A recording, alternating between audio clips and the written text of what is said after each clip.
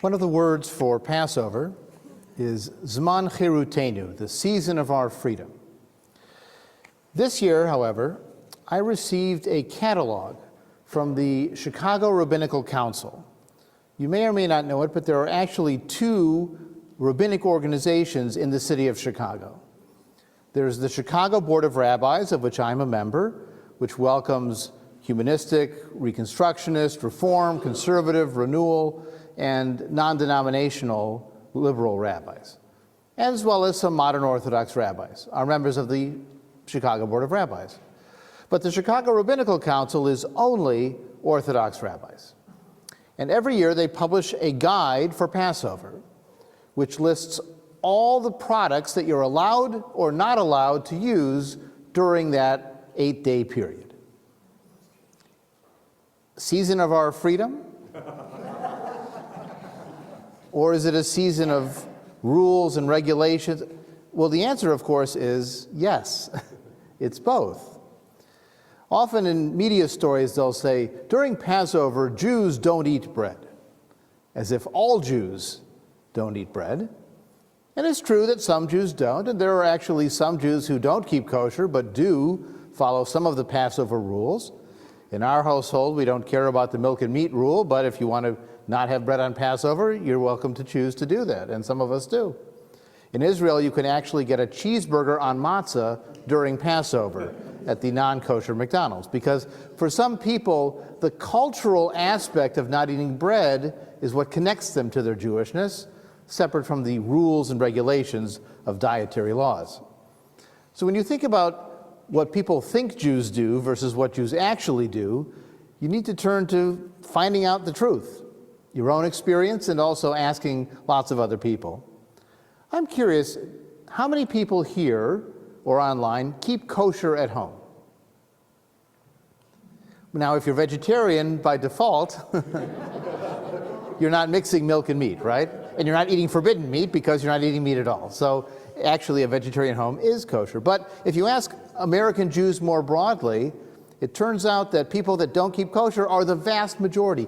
83% of American Jews do not keep kosher. Only 17% said they do. How many of you fast during Yom Kippur, even for part of Yom Kippur? Well, and I don't mean like from 1 a.m. to 7 a.m. You know, that's not that hard. A conscious fast. Well, a few do. And that's always been the case at Hadash. Some do and some don't. In the general American Jewish population, 46% report that they fast at least part of Yom Kippur. So it's about a 50-50 chance that you will or won't. How many people here eat traditional Jewish foods? Once in a while, right? Whatever you mean by that. The survey says, do you eat traditional? Okay. So a good number of people will do that. And that's true survey-wise as well. 72% of American Jews reported that they make or eat traditional Jewish foods, whatever they mean by that. So notice, only 46% fast in Yom Kippur, where 72% report they eat Jewish foods. That's why I like to say food is just as Jewish as fasting.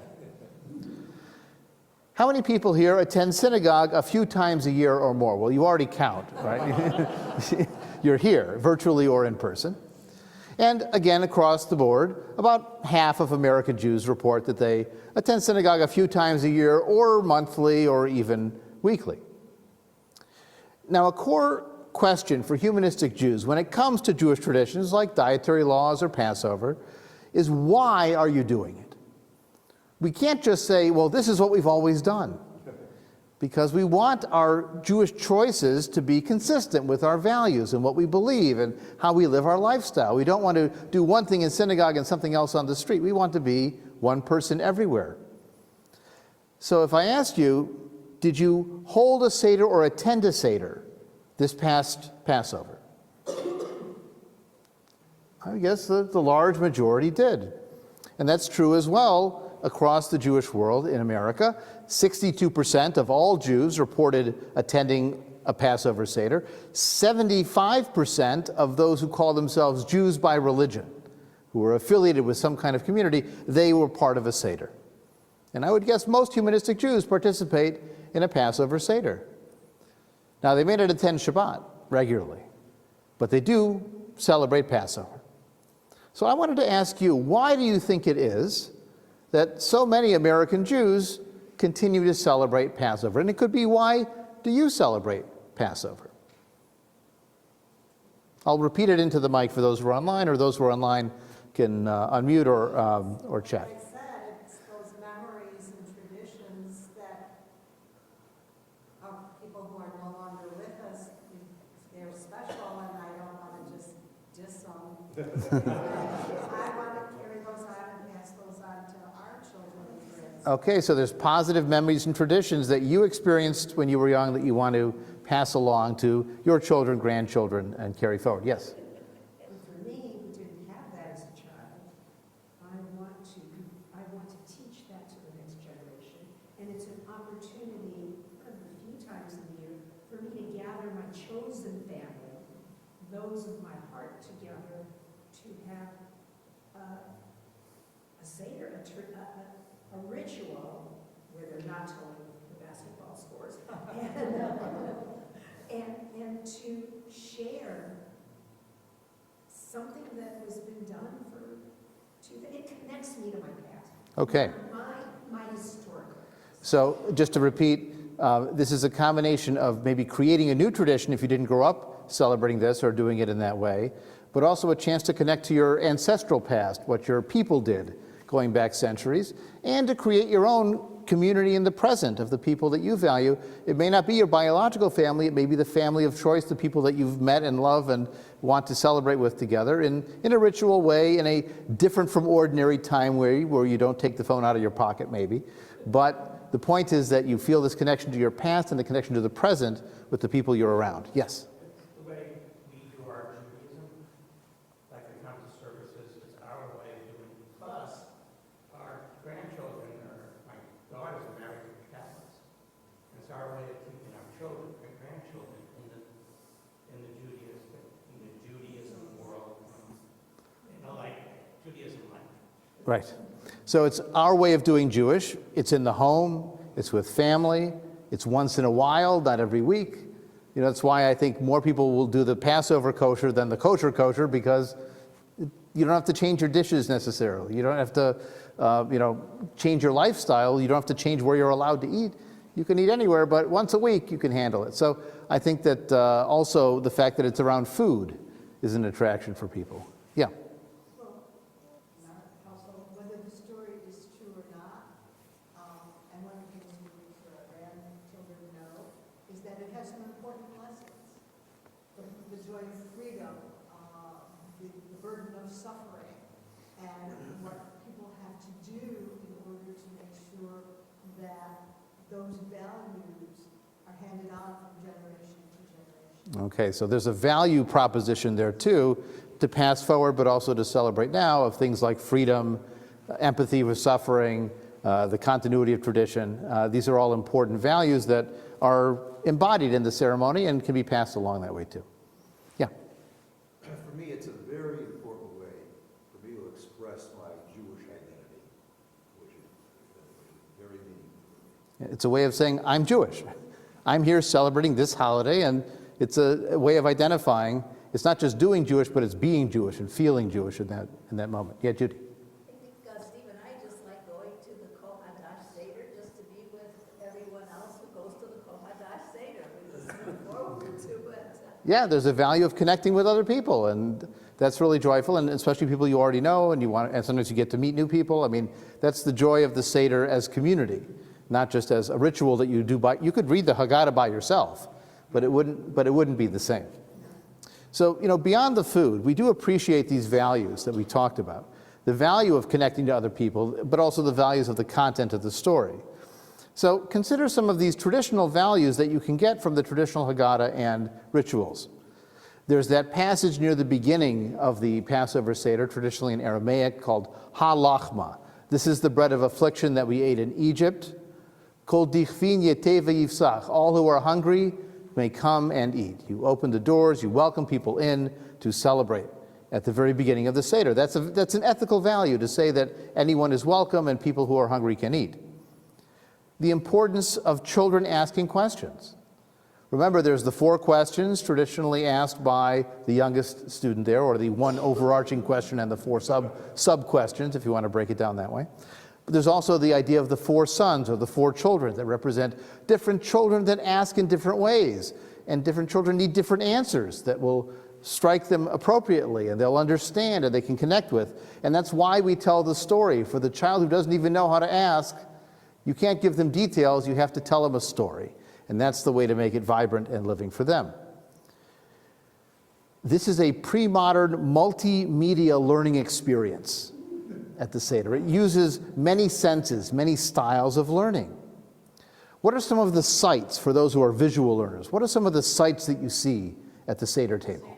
The Seder plate, right? The wine and the special cup for Elijah. You've got candles, right? You have the Haggadah themselves, and those have been illustrated and decorated going back many, many centuries, even before the printing press in Europe. Matzah everywhere. You have matzah and crumbs everywhere. Absolutely. Salt water that's so salty it makes you cry. Well, that's a taste more than a sight, but you see a bowl of water, right? You've got all the symbolic foods on the plate, that not just the Seder plate itself, but the foods themselves that are meant to spark questioning or at least remind you of elements of the story. What are some of the tastes and smells or touches, those other senses that you see or experience, rather, at the Passover Seder? It's very brown. Everything seems so brown. You know what I mean? I know it's supposed to be mortar and everything. A lot of brown food. Well, that depends on Brisket, brown fish. that. Well, you don't.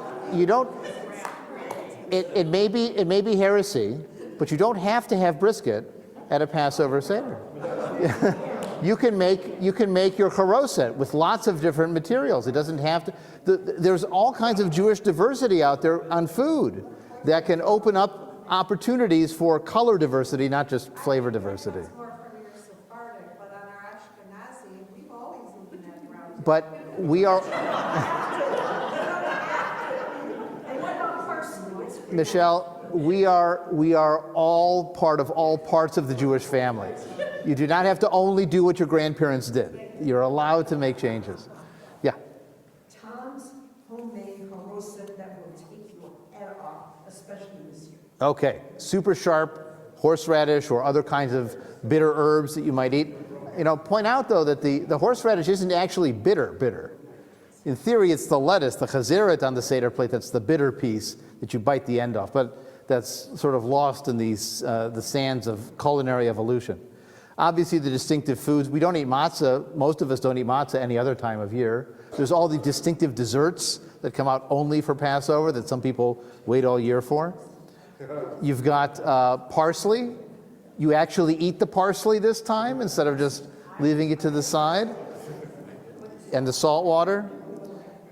Many Jews from the Middle East will often serve roasted lamb as part of the meal. They don't just have a bone on the plate, they have a full shank of lamb with meat on it as part of their ritual because it's remembering the Passover sacrifice that took place back then. What are things that you hear? What activates your oral processing? Blood, okay. The songs, sometimes unique to that season. Sometimes I'm buying matzah in the store and I start singing Passover songs because it comes in my head. Different voices at the table reading different passages. Yes, many families rotate the reading, so different voices are talking at different times. A lot of crunch. Crunch of the matzah, for sure. And the plates and the dishes moving around, clearing and resetting and everything else. Yeah. The kids screaming, looking for the The voices of children during the Seder and certainly in between, like the intermission, looking for the Afikomen to finish the Seder. Are there particular movements that are part of the Seder? Because some people are kinesthetic learners. In our Seder, we practice an Iranian custom. During Dayanim, people are whipping each other with scallions. Yes, that is. You not whipping, just sort of gentle lashes.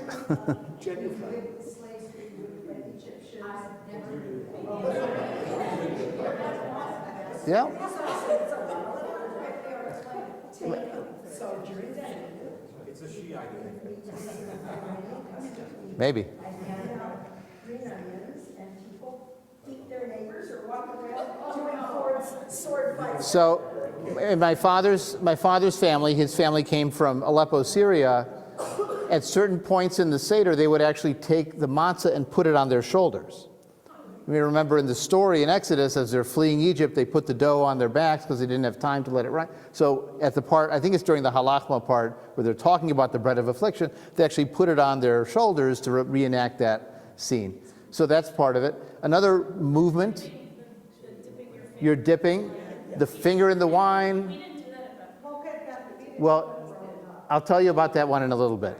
There's also dipping the salt water. Remember, you dip twice, because you also dip the charoset and the matzah in the maror. How about reclining? Sometimes we have pillows. Yeah, so the reclining or the relaxing is also supposed to be part of the ritual. We even ask one of the 4 questions about that. You've got opening the door. You get up and open the door at one point, and there's looking for the afikomen. The kids are encouraged to get up and move around as part of the Seder.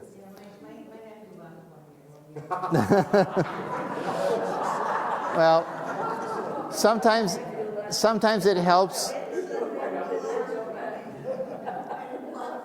Sometimes it helps to define the space in which the afikomen may be sought. Now, I do want to point out that as humanistic Jews, as humanistic Jews, we understand that Jewish values evolve over time. And some of what we emphasize today is very different from what our ancestors would emphasize. So, for example, when we talk about the plagues in Egypt, we empathize with the suffering of the Egyptians, the destroying of Pharaoh's army. We don't celebrate. We, lower the amount of wine in the glass by removing wine drops.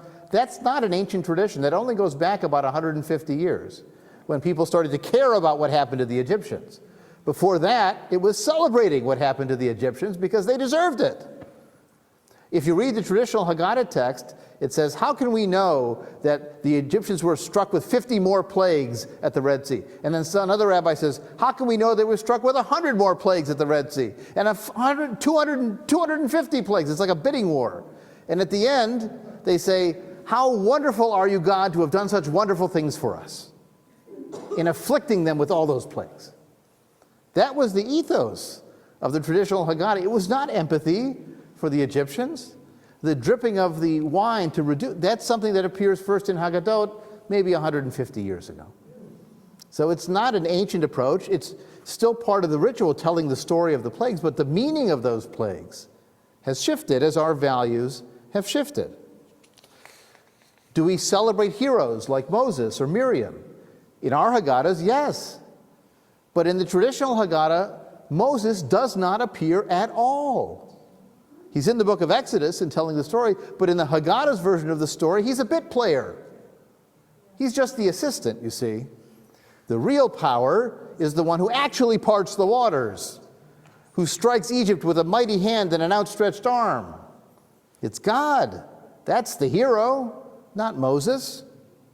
So our Haggadah is going to emphasize what people can do in a way that the traditional one did not.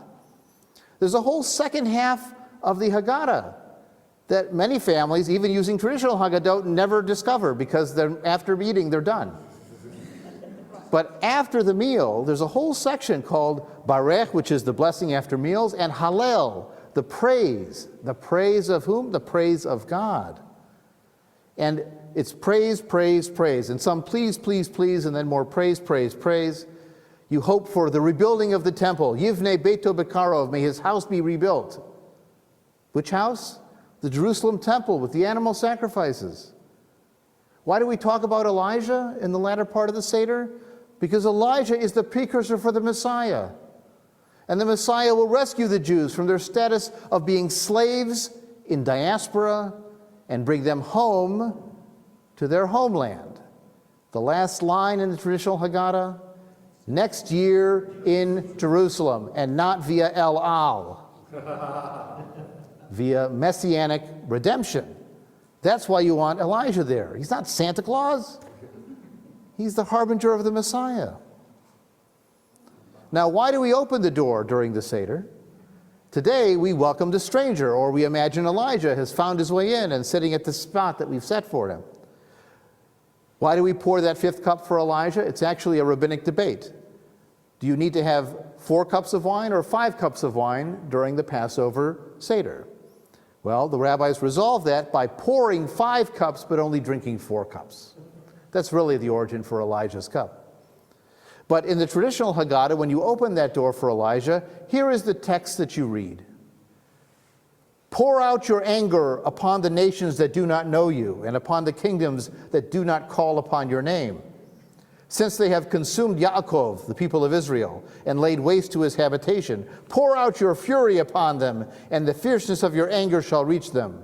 You shall pursue them with anger and eradicate them from under the skies of the Lord. That's brotherhood, right? Good old-fashioned brotherhood. You open the door, you call out for revenge just like you did before, and then you slam the door again. Now remember, Passover season is also Easter season, most times in most places. And Easter season was not a safe time for the Jews in Christian Europe, because the story of the death of Jesus was often told in a way that blamed the Jews. So pogroms would follow, and so you can understand the animosity and the hatred, but we don't necessarily emphasize that in our celebration of Passover today. You see, a humanistic Passover has some shifts. We shift from focusing on God to focusing on people. We shift from the closed perspective of, is it good for the Jews and to hell with anybody else, to the open perspective of how can the Jewish experience enhance humanity and enhance our humanity. The central character of our Passover is not the God character, it's the Jewish people. And the central message is not chosenness, but universal values to be learned from this particular myth and experience. We're not grateful for divine liberation.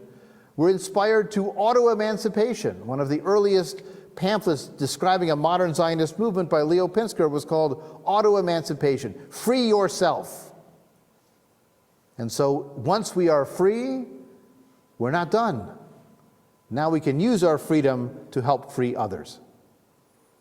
In a humanistic Seder, rather than celebrate Egyptian suffering, plagues are expanded and expand us to feel empathy for all human suffering, for our Holocaust and for other mass death. If we have seen suffering, we have learned how to fight it. And we also address the plagues in our own day, not as cosmic punishments, but as challenges that demand human solutions. And perhaps most important, and we heard this alluded to earlier tonight, Passover teaches us the paradox of Judaism, a tradition that changes. There are additions to the Haggadah, like Echad Miyodea, who knows one, and Chad Gadya, the little goat that has a really bad life. But it's supposed to be a metaphor for the Hebrews and their experience through history, facing death after death after death and suffering after suffering, and yet some redemption to be promised at the end. That was added later to the Haggadah. It's not part of the version in the Mishnah or the Talmud. It shows you that Jewish tradition is a tradition that changes and evolves. Even the 4 questions were changed. We didn't used to ask, why do I recline? We used to ask, why on this night do we only eat roasted meat? Well, when we had a temple in Jerusalem and we had a sacrifice, we ate the meat. With no more temple and no more sacrifice, that question didn't mean anything anymore. So we made a new question that replaced the old question. The last shift is from myth to history. As we heard from someone earlier, the Exodus is an important story, even if it didn't actually happen. It's not supported by archaeological evidence, or for that matter, by common sense. I mean, 600,000 men would be like 2 million people leaving, and they didn't break enough pots to leave evidence in the desert, let alone records in Egypt, and the proportion of the global population at that time would have been unbelievable. I mean, it's just not plausible. But celebrating Passover and telling the story as a story has been the real Jewish experience for almost 2,500 years, if not more. And today, for some people, reading Lincoln's Emancipation Proclamation or singing Go Down Moses from the Negro spiritual tradition to connect with the American slavery message and experience, recalling the Warsaw Ghetto Rebellion started on the first night of Passover in 1943. Exodus may be a myth, but celebrating Passover over the centuries is the real Jewish experience. When our children ask questions, and when we pay them off to get the afikomen back so we can end the seder, we're not just giving them information and a $5 bill. We're giving them memories. We're giving them positive emotional experiences. And that is perhaps the most valuable value that Passover has to offer.